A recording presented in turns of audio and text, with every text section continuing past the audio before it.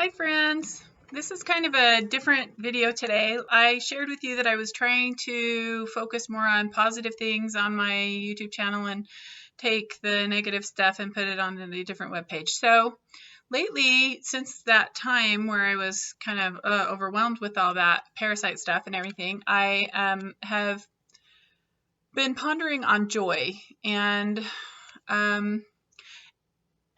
I was not feeling joy. I was not feeling, I always feel gratitude and I always focus on gratitude. I'm not quite sure what the best angle for that is, but I have always been a joyful person and I've always loved to bring joy to other people.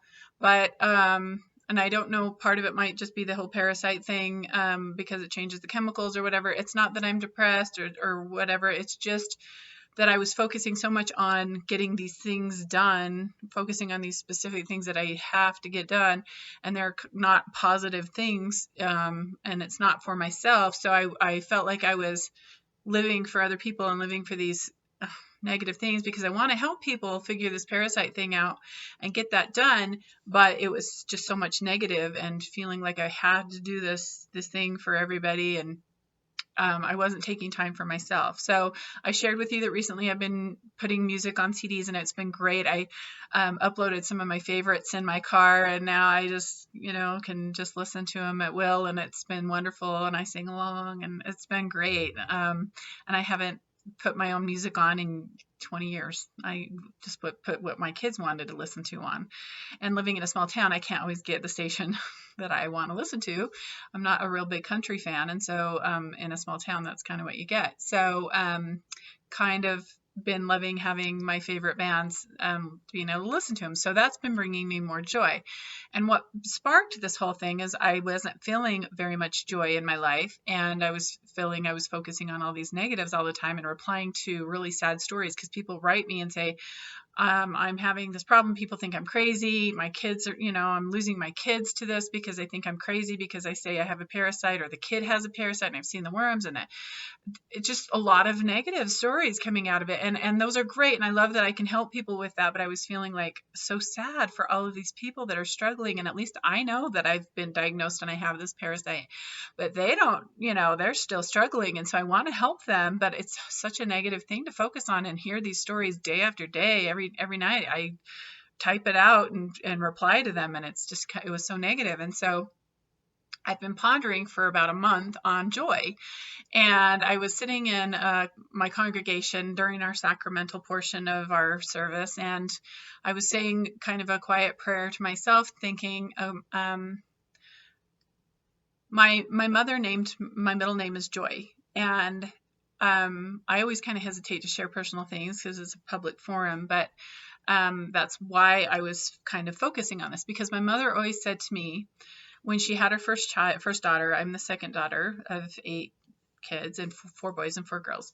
So when she said that she always knew she was supposed to have a daughter with my name, my first name, and that I was supposed to have the middle name of Joy. And I was like, why would that matter? What does it matter?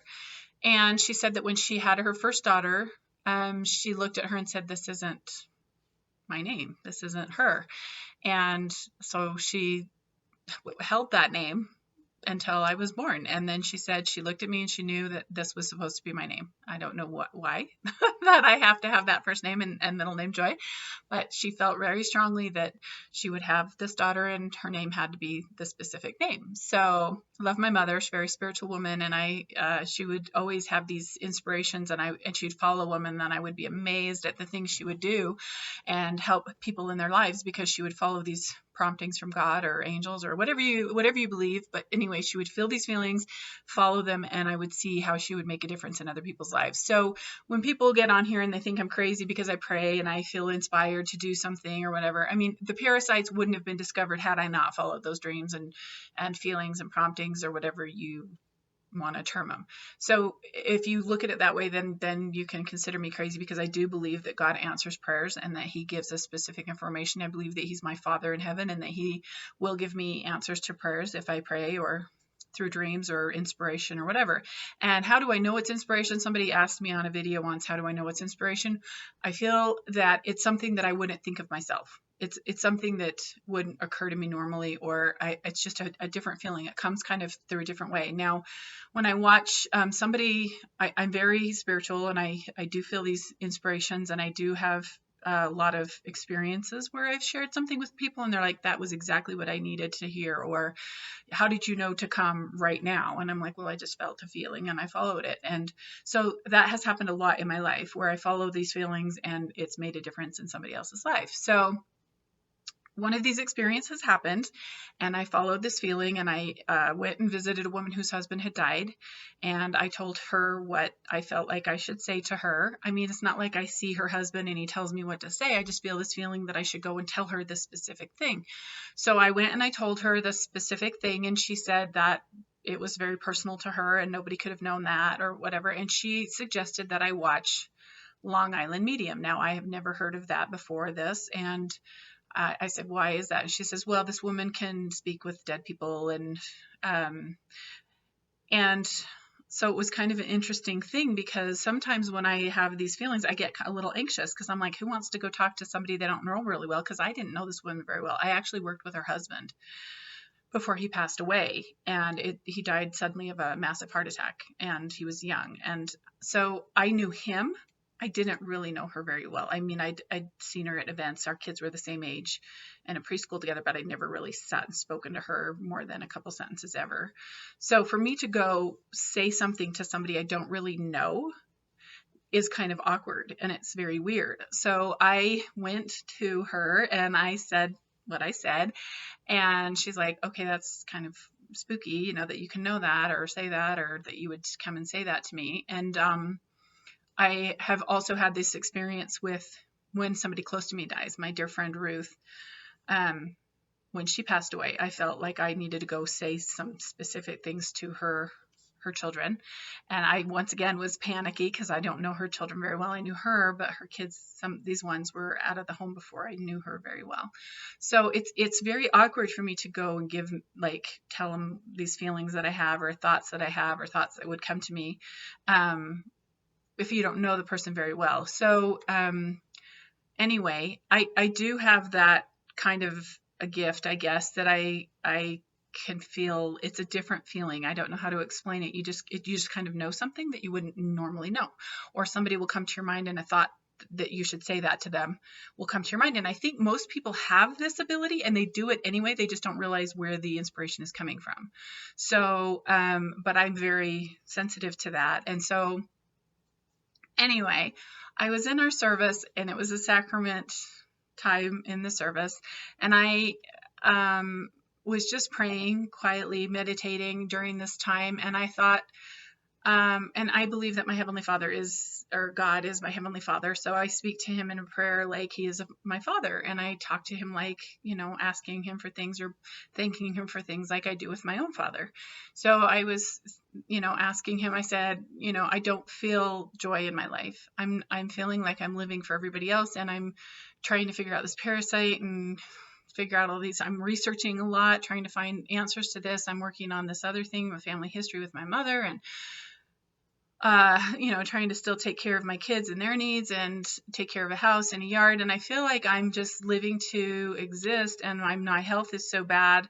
I'm tired all the time. I have a headache or toothaches or all the time. And I wake up, sleep like all night long. I don't sleep well, and my eyes are still super yellow and they look red, but even when I use the red drops, they're just very, very yellow, and I can't seem to figure out how to get rid of that. And so there's all of this stuff going on, and I was just telling him I used to feel a lot of joy, and I'm just feeling tired. I'm not feeling a lot of joy. I'm just feeling tired. And in the scriptures, joy is mentioned so many times. In the King James Version, it's almost 200 times where joy is mentioned in the scriptures. And in other scriptures, it's mentioned a lot as well. And there's one that's is one of my favorite ones. Men are that they might have joy. And because that's my middle name, it's kind of stood out. And I kind of think, well, am I feeling joy? How am, And as I've been pondering on this, it's been interesting because I have a cousin that lives in New York City, and I haven't really talked to her much since we visited last year. And she wrote me a message this last week, and she was standing in front of a stained glass window that said joy. And so she contacted me and said she was thinking about me or whatever. And I thought, oh, that was interesting that came. And as I was pondering and praying during the service, the thought came to me,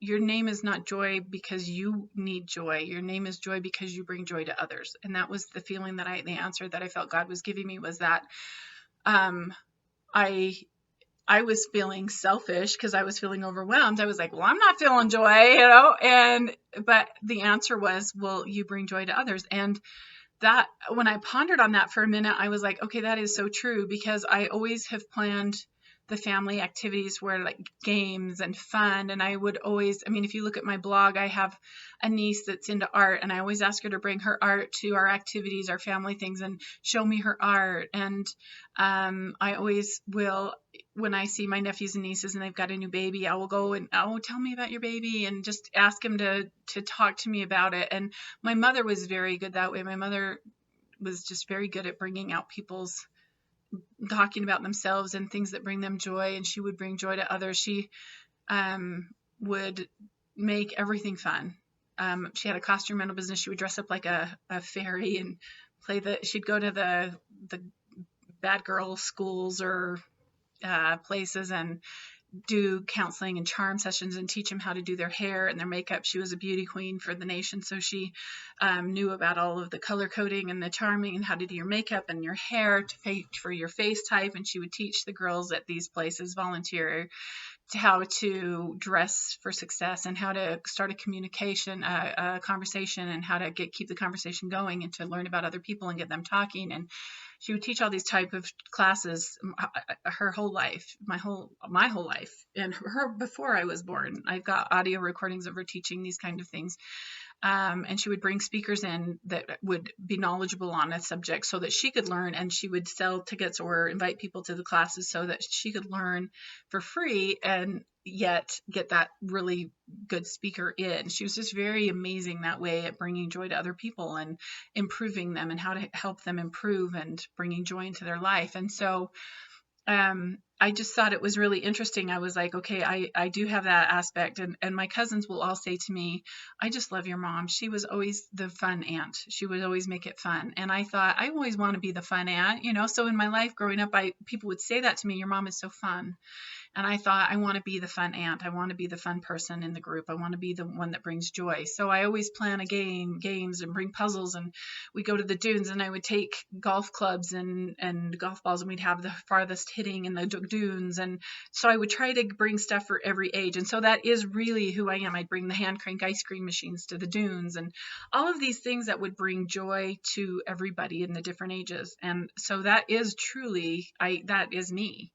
And so I've been pondering on what I can do to bring me more joy and how I can bring more joy into my life. And it's been interesting since I've been focusing on that the last month and a half. I started to connect with old friends that I haven't spoken to in a while. I've called a friend I haven't seen. I see her. She's a doula for one of my daughters, and I see her every time there's a baby. That's pretty much it. And this is a friend who lived with me for a year when before she got married. And so I just feel like I was so busy and wrapped in all of the other stuff that I have to do that I neglected the people that bring me joy, and serving the people that bring me joy, and doing things that bring me joy. So that's where I'm kind of been pondering the last little while. And I love to sing. And so I sing in our church congregation choir for our congregation. And we sang an Easter medley today. It's a week late because we had a conference last week, so we didn't have our regular meetings. And so, I've practiced this song 4 weeks now, and I didn't realize until singing it today, there was joy it was a medley of Easter hymns, and in 3 of the different Easter hymns, there was joy in the song. And I was like, there's joy in this song 3 times. Plus it said sing joyfully at the top of several of the different pages. And I thought, wow, that's a lot of joys coming out of that. And then my cousin that sent me that text about the joy stained glass a couple weeks back when she was in St. Thomas sent Skyped me last night, and we talked for 3 hours. And she said something to me that was interesting. We started talking. She said, "Oh, did you like that joy picture?" And I said, I thought that was so funny. And I started telling her about how I've been focusing on joy and wanting joy more in my life. And she said that she has a little sticky note on her computer that says, "I will guard my joy." And so I just kind of took a note on that, and I want to put that up next to my computer on my desk. And I just thought that was so sweet. She said, if you don't have joy yourself and you're not guarding that part of your life so that you take time for yourself, you can't give joy to other people. And which is really kind of what I found. I want to focus on gratitude and joy, and I've been focusing on parasites and stress and health problems. So I thought that was super interesting that we talked about it last night. And then I sing this hymn this morning, three different hymns or 4 different hymns combined, and they all had joy in it. And then I walk into our ladies meeting after our sacrament service, and this was on the board for her lesson. And I started laughing because the very first one that she had up there that we were talking about, she had 4 different flowers, was joy. Somebody is trying to tell me that I need to have joy in my life. People contact me talking about joy, pictures of joy, singing about joy, and having lessons about joy. And this sweet little thing my daughter made with my granddaughter, Grandma Brings Me Joy. And it's been on my door going out to my garage for years now. And you get so used to seeing it, I didn't even realize it was there and pay attention to it. And that's her little fingerprints. Is that the cutest? She took her baby hand and cupped it and made the J. Is that just the cutest little thing ever? And I realized it is important to have joy, and we do need to have joy. So I was kind of pondering on what brings me the most joy is bringing joy to others. And that's just me. Not everybody has that. So I was kind of pondering on that today, thinking, what if I went up to people just in society in general, especially younger people, and said, what brings you joy? If I wanted to give you joy right now, what would it be? And I'm guessing 9 out of 10 would say a game or a new phone or a new app or some money, something physical that you can buy, a thing. I think older men would probably say some kind of sweet or treat. And I think most women, older women anyway, probably would say bringing my kids joy or doing something, seeing my kids succeed or something with their family. I think it's just a mindset and the age difference and everything. And I thought, well, what if I went out and I asked a kid, what brings you joy? And they said this, and I say, okay, I will give you that thing. But first, I want you to come with me and do service and take them to like an orphanage or a burn unit with kids or some kind of cancer unit with kids or some homeless shelter where there's kids and have them feed the homeless or something. And then say, here's this thing that you wanted. And then we did this and brought joy to these other people. Which thing brought you more joy? And my belief is that most of them would say serving the people that they served. So it's a reality show or a YouTube idea for somebody to pick up, because I'm in a small town. There's not a lot of opportunities for those kind of things. But I do think that would be an interesting thing to see, because I do think that we receive and feel more joy when we're serving others. And one of my daughters recently said, when they were down a couple weeks back, she said, Mom, one of my favorite memories and traditions that we had growing up was going and singing at the care center on the holidays. And so I mentioned this in different videos and talk about it on my blog, how when we would, and it started when I was going through my divorce, we would, the kids weren't with me, and I would go sing and rub the feet of the care center patients. And then when my kids were with me, I thought, that was a good experience. I'm going to take them with me. So then we started taking and singing their favorite hymns in parts, because my girls are really talented singers. You can check out some of their YouTube videos on my channel of them singing with me. And so they're really talented and they can sing parts. And so we would just go and sing 3-part harmony on their favorite hymn or their favorite Christmas carol or whatever holiday it was, and give them a little candy cane, or we would try to make it like non-candy sugar because a lot of them have diabetes, but even that little candy cane they said was okay. But we would try and take, like, one year I took those laughing keychains, like it was a little foot, and it would laugh when you push it. And so the guys thought that was great. The older men thought that was just fabulous. And the ladies, I would give jewelry or some kind of Christmas pin or something.